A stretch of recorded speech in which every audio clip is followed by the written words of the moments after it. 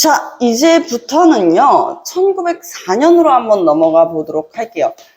1904년에 러시아와 일본이 전쟁을 하게 됩니다. 러일 전쟁이지요. 왜요? 일본은 일단 러시아가 지금 좋아 싫어? 싫어. 얘들아, 의미년 생각해봐. 러도프 삼국 간석 때문에 요동반도 반환했네. 기분이 진짜 안 좋았다고. 이때 당시 일본이 진짜 짜증났었다 그래. 그러니까 우리 을미사변까지 일어났던 거 아니겠어? 이 러일 전쟁 이후에, 러일 전쟁에 불 들어왔나 보고, 불 들어왔네요. 자, 러일 전쟁 이 발발하고 나서 일본 입장에서는 우리 조선을 러시아의 것이 아니라 누구의 것으로 딱 지장을 딱 찍고 싶어 해. 일본은 우리나라를 딱 우리 거야 라고 지장을 찍고 싶어 해. 그러면서 이제 우리나라한테 한국과 일본의 의정서, 한일의정서에 사인을 할 것을 요구를 합니다. 한일의정서의 내용은 이러해요. 일단은 우리나라가 자주권을 서서히 상실하게 하기 위해서 외교권을 제한합니다. 외교권에 제약을 두는 것이야. 외교라는 것은 우리가 다른 나라랑 모두 할 수 있어. 조약도 맺을 수 있고 막 여러 가지 할 수 있는 그런 권한들이 있을 거 아니에요. 이것을 딱 고정시켜가지고 제약을 해버리는 게 우리가 무슨 조약을 맺을 때도 일본의 동의가 필요하다는 것이죠. 선생님 같은 경우는 굉장히 자주적이고 독립적인 사람입니다. 이것저것 시키면은요 오히려 싫어요. 누군가 나한테 업무를 지시하고 누군가 나한테 이렇게 해 저렇게 해 하는 것을 진짜 싫어한단 말이야. 누군들 좋아하겠어. 그렇지? 근데 이런 잔소리를 냈을 때 다 수용해야 하는 야 우리가 너네들한테 뭐해? 충고를 해주면은 그 충고를 듣고 수용해라. 충고권까지 요구를 하게 됩니다. 까지 요구를 하게 된다. 그리고 나서 대거 일본에 살고 있는 농민들을 우리 조선 한반도로 이주를 시켜요. 이거는 뭐야? 대체적으로 많은 서구 열강들이 했었던 식민지 만들기 방법이에요. 미국이 멕시코 영토를 가져갈 때 대거 미국에 있는 미국 시민들을 멕시코로 이주시키고 저기 청나라, 중국도 마찬가지죠. 중국도 저기 신장 웨이얼 여기를 지금 자기네 영토라고 얘기하고 있잖아요. 네, 그러면서 자기 중국 사람들을 계속 이주시키고 있어요. 그죠? 그러면서 여기 중국 사람들이 더 많이 살고 있으니까 중국 땅이네? 이거 우리나라에서 뭘로도 하고 있어? 동북 공정으로도 하고 있어요. 발해 유민들이 70%가 뭐라 그랬어? 찬이야, 발해 유민 70%가 말갈족이라 그랬었지. 말갈족이니까 아니 너네들 고구려 사람이 세웠으면 뭐해? 우리가 더 많았는데 말갈 사람들이 더 많았는데 그럼 우리 중국 땅이지 발해는 우리나라 영토야. 그러면은 고구려도 우리나라 땅이네? 이렇게 돼버리는 거야. 말도 안 되는 어거지 논리를 펼치고 있죠. 그게 바로 한일의정서 이후였다는 거야. 일본도 마찬가지로 일본 농민들을 우리나라로 대거 이주시키면서 점점 인구수를 늘려가고 있었었다. 그리고 나서 맺게 되는 게 1차 한일 협약입니다. 1차 한일 협약 내용은 어떠하냐? 우리나라에 무엇을 보내겠다? 우리나라에 재정과 외교 고문을 파견하겠다 하는 거야. 자, 고문 파견을 하겠다. 고문 정치를 하겠다. 우리나라를 이렇게 고문하는 게 아닙니다.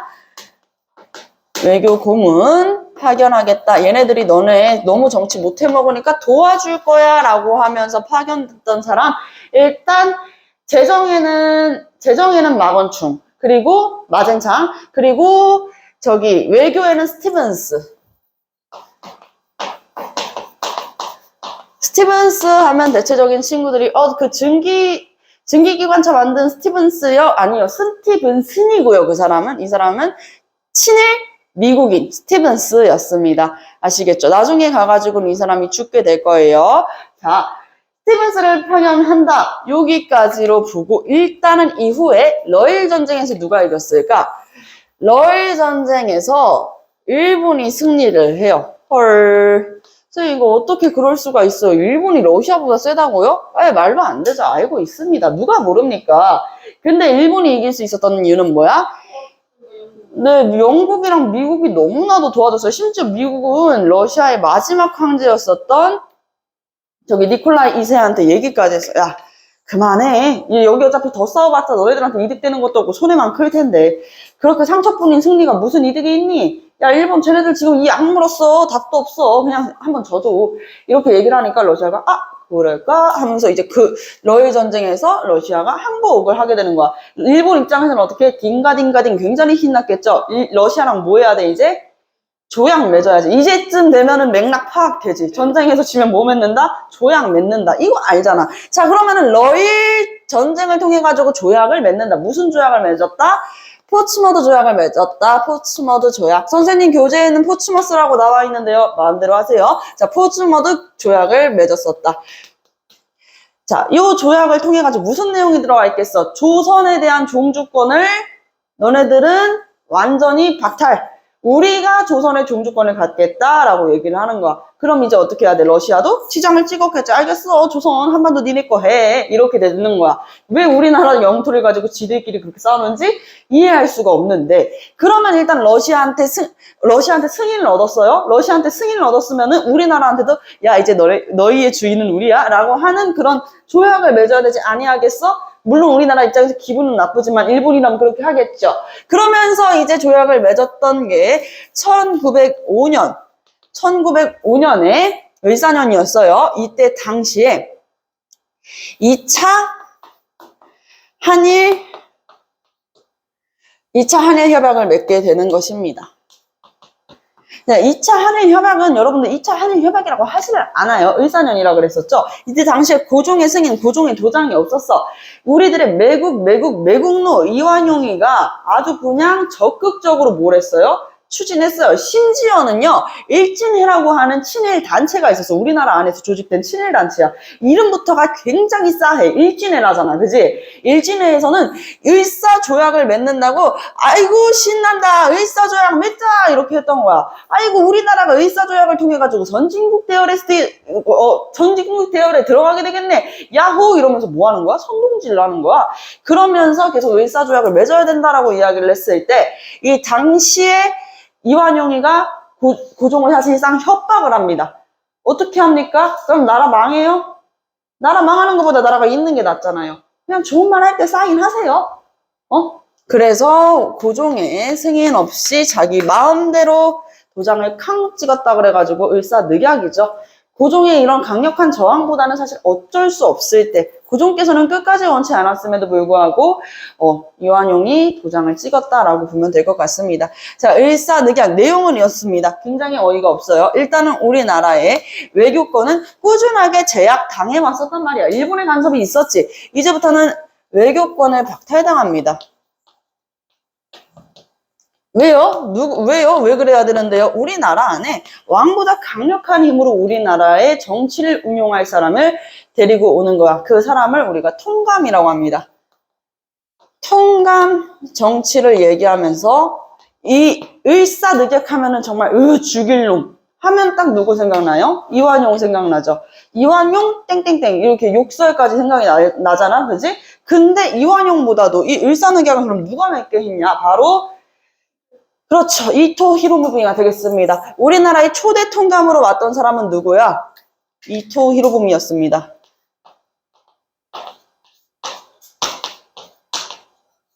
자, 이토 히로부미가 오게 되는 것이죠. 여기까지 이해되셨죠? 자, 그러면서 이 한일 협약을 통해 가지고 을사늑약을 통해 가지고 사람들이 대거 무슨 생각이 들겠어? 기분이 안 좋아, 얘들아. 이 제 2차 한일 협약 자체가 이거는 더 이상 우리나라가 자주권을 상실하는 것과 다름이 없어. 그래서 마찬가지로 1905년 을사늑약을 맺었을 때부터 1906년까지 을사의병이 활동하게 되는 것입니다. 을사의병에서는 여러분들 알고 있겠죠? 저기 면함 최익현 선생님도 주도해가지고 이 을사의병을 이끌어 나갔었습니다.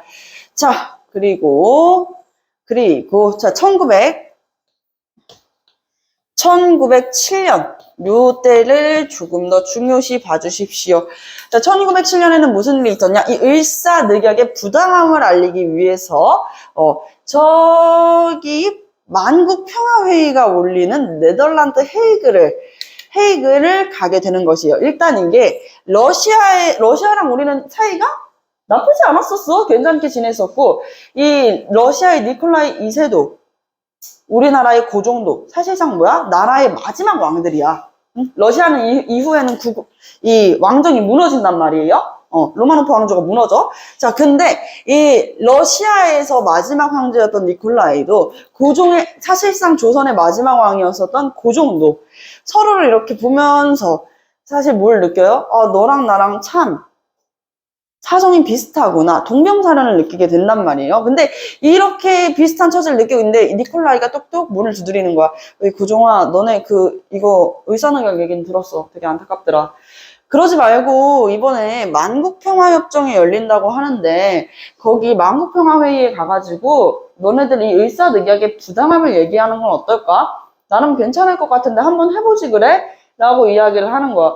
진짜? 잘됐다. 그러면은 평화회의잖아요. 그치? 세계적으로 평화를 유지해 나가자라고 하는 회의인데 우리나라도 가가지고 이 식민지배의 기초가 되는 이 심각성을 알려야겠다라고 하면서 누구를 보내요?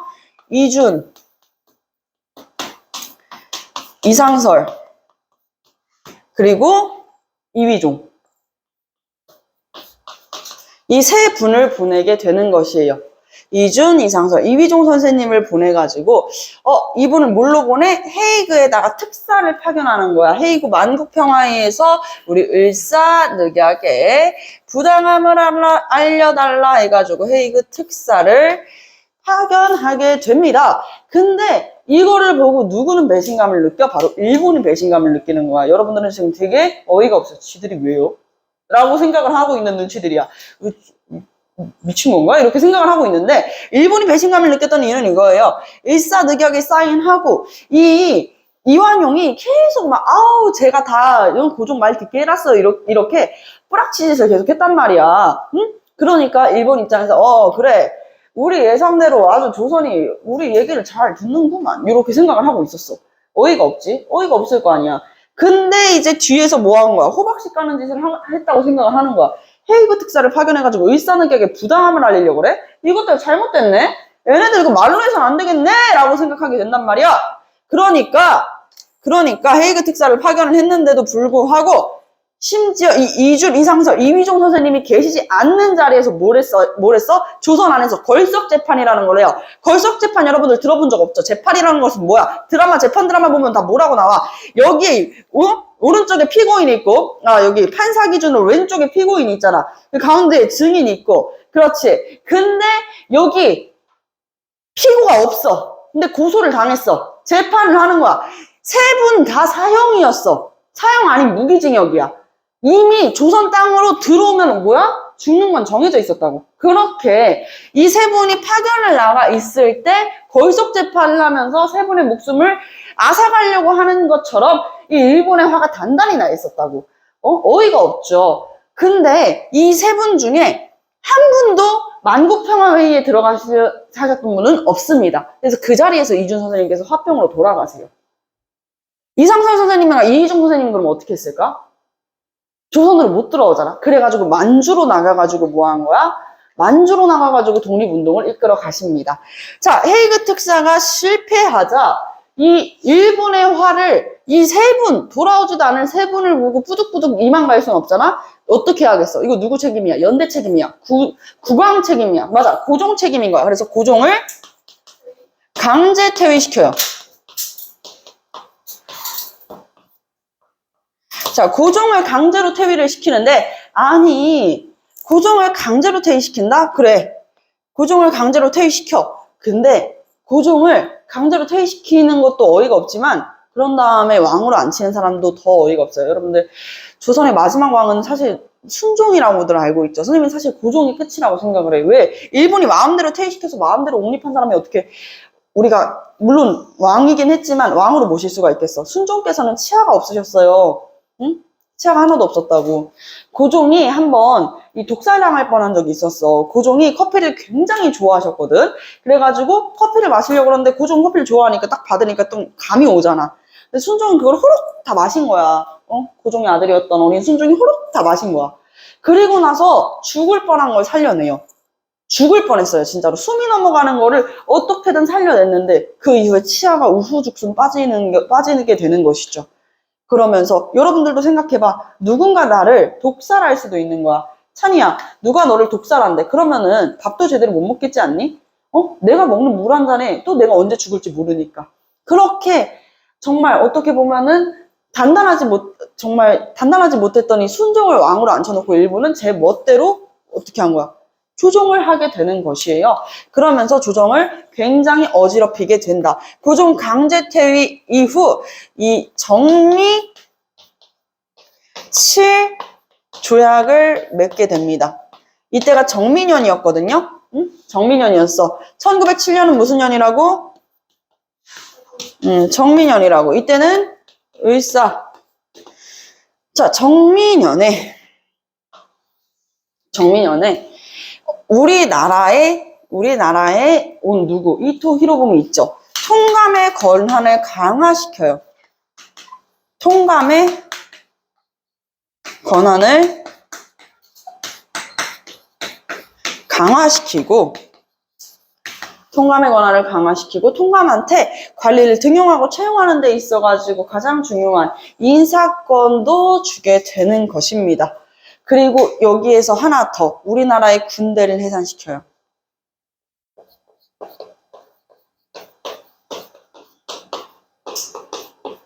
우리가 한번 생각을 해볼까? 군대가 없는 나라, 스스로를 지킬 수 있는 그 어떠한 방도가 없는 나라예요. 언제든지 닥칠 위험이 도사리고 있겠죠. 그렇죠?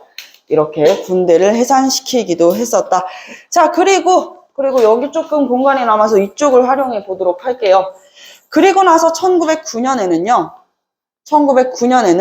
우리나라의 이 경찰권, 사법권을 박탈시키고 사법권을 빼앗고 1910년에는 한일 병합조약을 통해서 우리나라가 한일이 합쳐지는 거야. 합쳐지는 것이거든요. 한일이 합쳐짐을 통해 가지고 우리나라의 자주권을 완전히 자주권을 박탈당하는 경술국치라고 하죠. 나라의 치욕스러운 날 자주권을 박탈당한다. 이 이후에는 경찰권까지 박탈당하게 되는 것이다. 그러면 진짜 궁금하지 않아요? 우리나라 사람들은 그럼 뭐 했을까, 얘들아? 우리나라 사람들은 그럼 가만히 숨만 쉬고 있었을까? 아니지. 우리나라도 이 일본의 침탈에 맞서가지고 싸웠겠죠. 나름대로 이 싸웠던 모습들이 보여집니다. 같이 한번 해보도록 하겠습니다.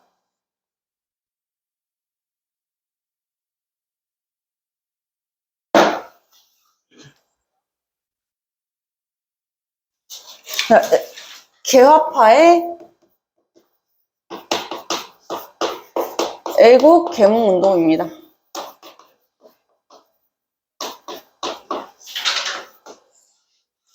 개화파의 애국 계몽 운동. 우리도 가만히만 있으면 바보지, 그치? 우리 무슨 날이에요? 광복절이에요. 광복은 사실 오늘 선생님이랑 수업을 할 거지만 우리의 힘으로 얻은 건 아니야. 근데도 우리는 광복을 위해서 부단하게 노력하고 부단하게 싸워왔었어. 어떻게 싸웠었냐? 자, 1904년 농광회사가 만들어집니다. 농광회사가 만들어진다. 여기서 농광회사라고 하면은 대부분의 친구들이 뭐 농사를 짓는 그런 건 줄 아는데 맞아요? 농업과 광산 사업에서 우리가 알아서 하겠다라는 것이거든요. 일제가 우리나라의 토지를 자꾸 침탈을 해가고 있으니 일제의 토지 침탈에 대응하기 위해서 우리나라의 농업과 광업은 알아서 하겠다. 우리가 너네들이 토지 개간을 할 필요는 없다. 응?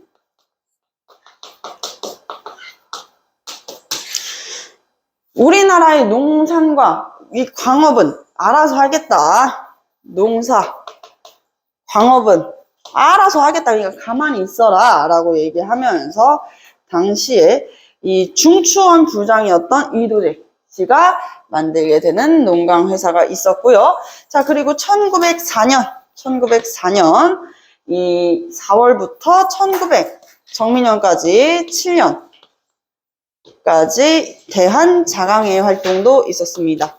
한국은, 대한제국은 스스로 어떻게 해야 된다? 자강. 스스로가 강해져야 된다라고 얘기하는 대한자강회였습니다. 일단 나라가 강해지기 위해서는 민족들이 뭘 해야 돼? 공부를 해야 돼. 여러분들이 이렇게 아침 일찍부터 나와가지고 열심히 공부하는 것처럼요. 그래서 교육기관의 증설을 주장했어요. 교육기관의 증설 주장. 교육기관의 증설을 주장하고, 두 번째, 일진회를 성토하자. 일진회 아까 뭐라 그랬어? 이름부터가 이상하잖아. 친일 단체였었다고. 응? 그래서 일사늑약을 맺는데, 아싸 일사조약 맺는다, 신난다, 삐리삐리삐 이러고 다니면서 선동질하던 애들이라고. 자, 그리고 고종의 강제퇴위에 반대했다. 고종의 강제퇴위에 반대. 그래서 우리가 이 정미칠 조약도 정미늑약이라고 부르기도 했어요. 안중근 의사님을 이제 모티브로 한 뮤지컬에서도 나오죠. 거기에서도 뭐라고 나와? 그 일토 히로부미를 죽인 이유. 정말, 맞아, 영웅이죠. 쉴 틈 없이 나오는데, 의사늑약과 정미늑약을 강제로 체결한 죄, 이렇게 나오는 거야. 알겠죠?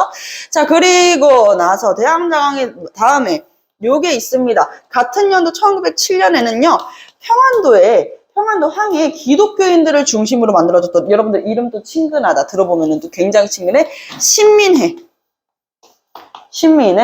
비밀결사였어요. 비밀결사였고, 최초로 공화정을 주장한 거야. 선생님, 그거 미친 거 아니에요? 공화정 주장하면 왕한테 죽잖아요. 이 정미칠 조약 이후였어. 한마디로 고종이 강제로 퇴위되시고 나서였지. 고종이 이제 왕이 없잖아. 그러니까 이제 더 이상 입헌 군주제를 주장할 필요가 없는 것이죠. 그렇기 때문에 맥락상으로 최초로 공화정을 주장했다.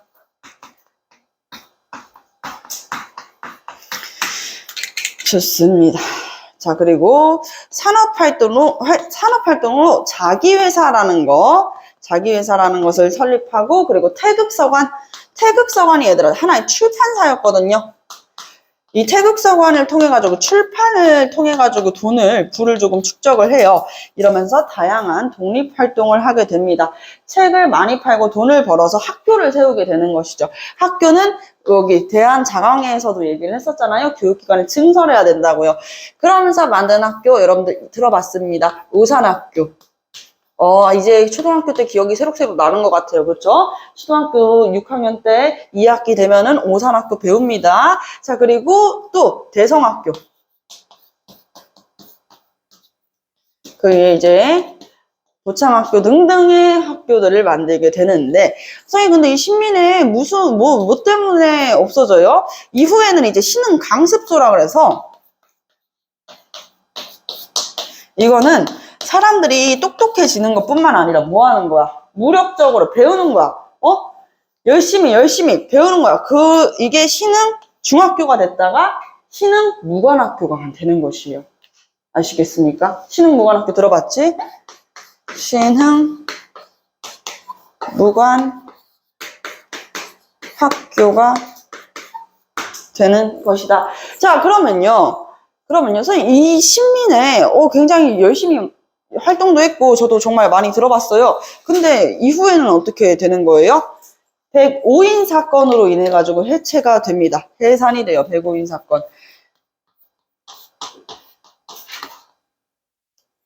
105명이 강제적으로 이제 잡혀가지고 갔었던, 안타까웠던 700명을 고문하고 105명을 투옥했었던 사건입니다. 105인 사건을 계기로 결국에는 해산하게 된다. 이 이야기도 선생님이 조금 이야기를 하면은 평안북도 이게 이제 평안도에서 만들어졌었다고 얘기했잖아. 평안도 기독교인들을 중심으로 황해도에서 평안북도에 이 안중근의 사촌 동생이었던 안명근 선생님이 계세요. 안중근의 사촌 동생이 안명근 선생님이 계시는데 이 사람이 이제 조선총독부의 총독 저기 우치마사다케라고 하는 사람이 있었어. 우치마사다케. 우치마사다케를 살해하려고 했었단 말이야. 근데 안명근의 일이잖아. 근데 이게 신민회가 주관했다라는 명분으로 신민회 사람들을 대거 잡아들이는 거야. 아, 이거는 조금 이해가 잘 안 되는 일이지. 물론 이해가 안 되는 일은 지금부터 더 많이 벌어질 것입니다.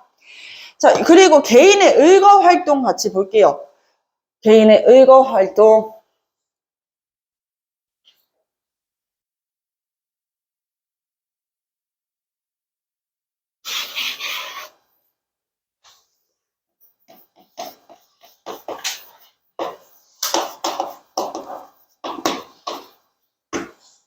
자, 개인의 의거 활동.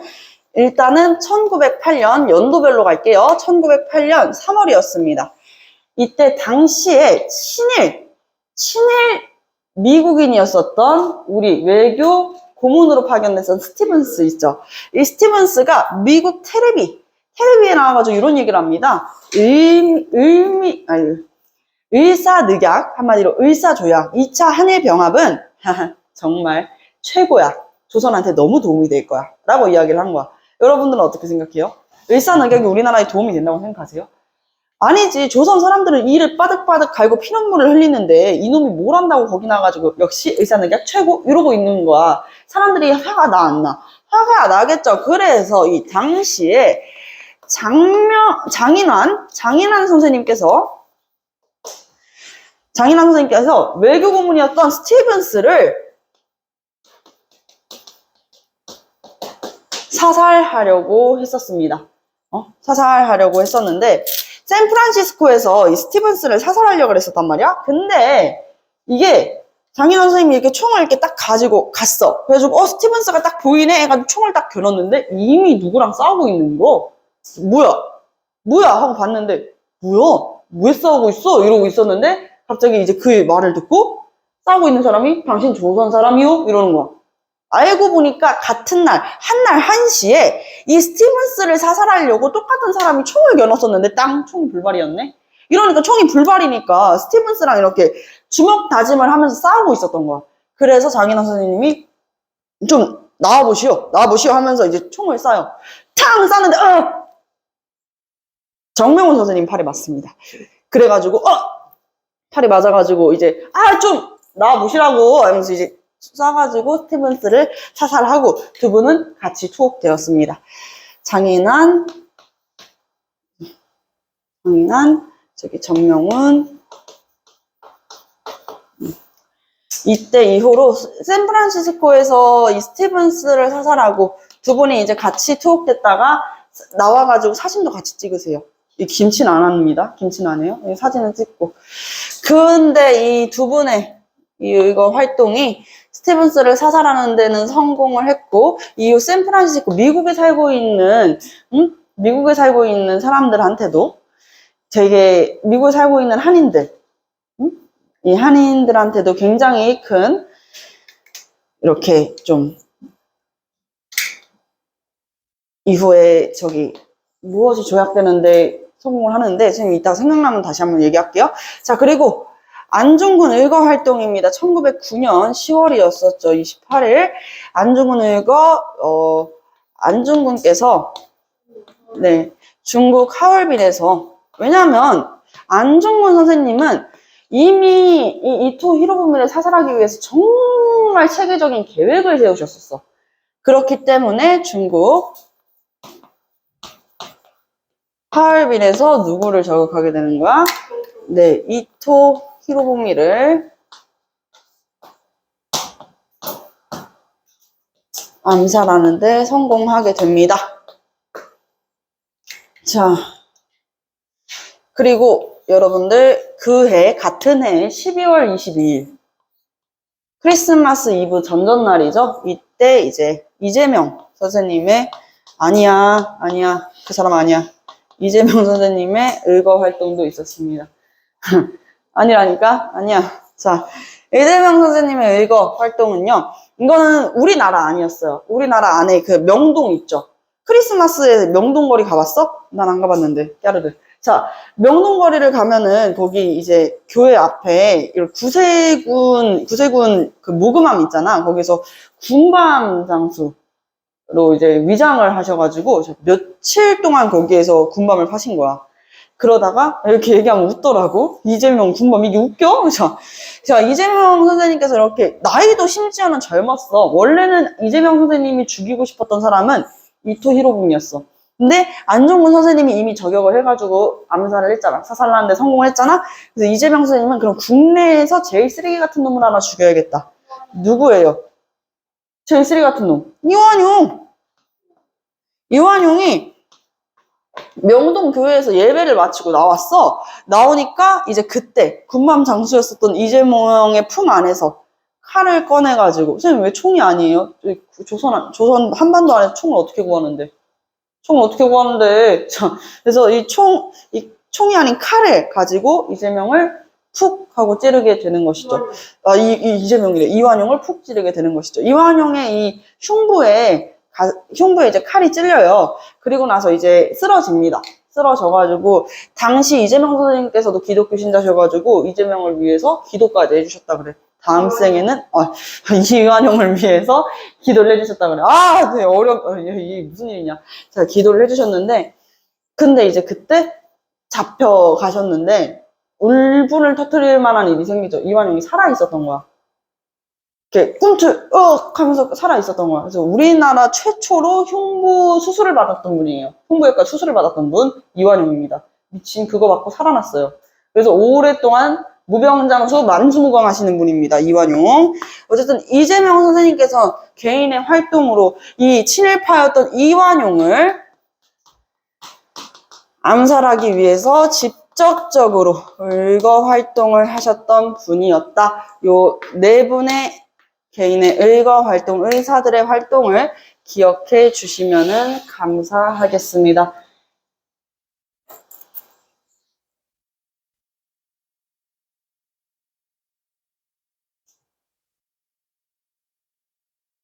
자.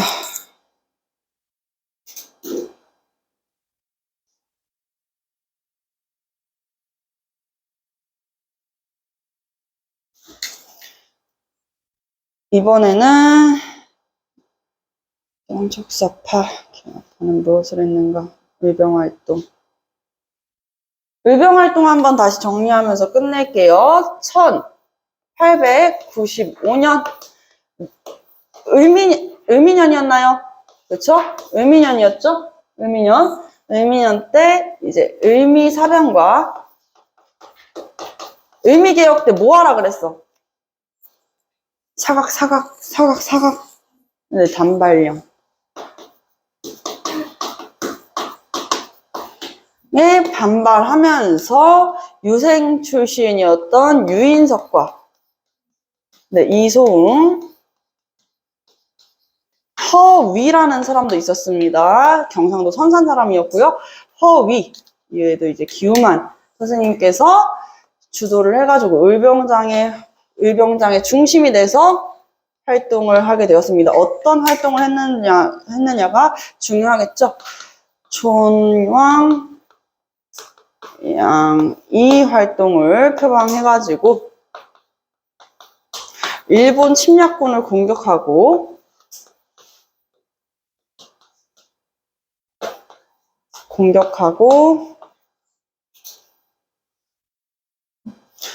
단발령을 강요하는 친일파 관리를 처단했습니다. 아까 이야기했다시피 요곳은 의병은 고종께서 러시아 공사관으로 가셨을 당시 친일 정권이 조금 붕괴가 됐었단 말이에요. 그래서 이 당시 단발령을 철회해주기로 약속하고 국왕의 회산 권고로 이제 효유조칙 되기도 했습니다. 자, 그리고 1905년이죠. 1905년부터 1906년까지 있었던 을사의병. 자, 을사의병은 아까 얘기했어요. 을사늑약을 계기로 체결이 됐던 것이다. 최초로 이제 평민 출신 의병장이 나타납니다. 신돌석이라는 분이었고요. 평민 출신 의병장.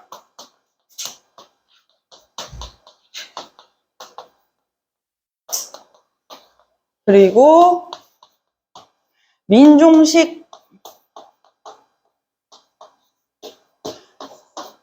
또 면함 최익현 선생님.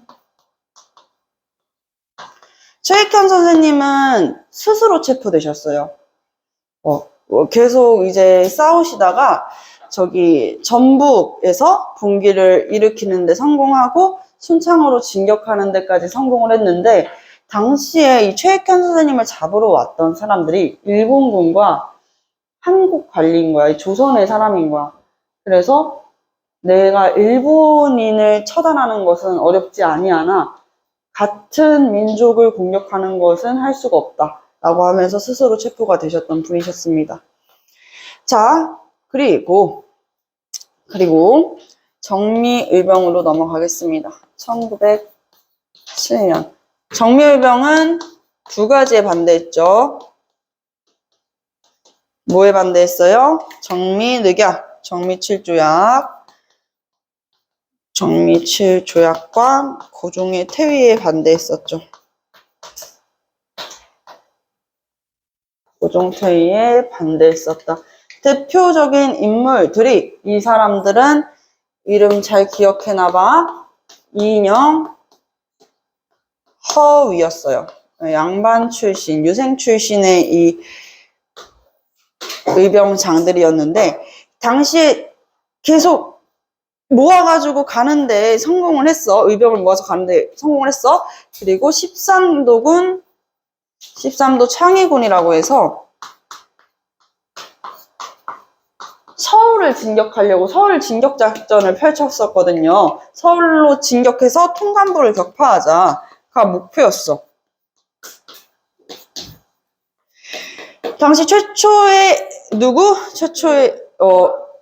이 평민 출신 신돌석이 이인영과 허위의 이 의병들이랑 합치려고 그랬는데, 이분들이 유생 출신이랬잖아. 가보개혁으로 신분의 방낸 지가 언젠데, 신돌석 선생님을 보고 이제 그렇게 얘기한 거지. 이 의병 출신 신돌석을 보고, 아니 어디 평민 주제에 감히 이렇게 된 거야. 그래서 내부적인 분란이 또 일어나가지고 결국에는 이 13도군 창의군이 통감부로 진격하는 데까지는 실패를 하고 말았었다. 동대문막 30리에서 멈추게 되는 것이죠. 그래서 결국에는 실패를 했다.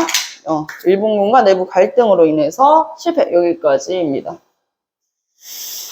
자, 그리고 이 사이에 있었던, 이것도 기억을 해줬으면 좋겠어.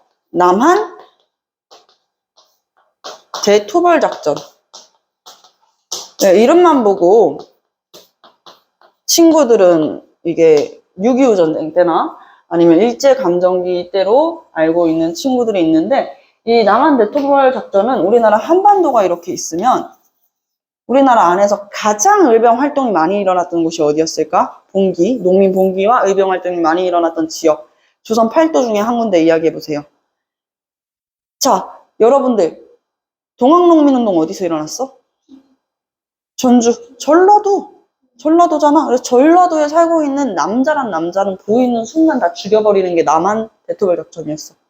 이 당시에 그래가지고 전라도에 살고 있는 무고한 남자들이 굉장히 많이 죽었었고, 뿐만 아니라 여기 전라도에 있으면 남자들은 다 죽잖아. 그래서 사람들이 어디로 갔겠어? 만주로 많이 피난을 가기도 했었다. 3.1운동 일어났던 그 인구 분포도를 보잖아요? 그럼 전라도가 진짜 되게, 뭐야? 라고 싶을 정도로 인구수가 적어. 그럴 수밖에 없는 이유, 남한 대토별 작전이 있었다는 거, 여기까지 기억을 해주시면 되겠습니다. 자, 이제 지우고, 이제부터는 일제강점기로 한번 넘어가 보도록 하겠습니다.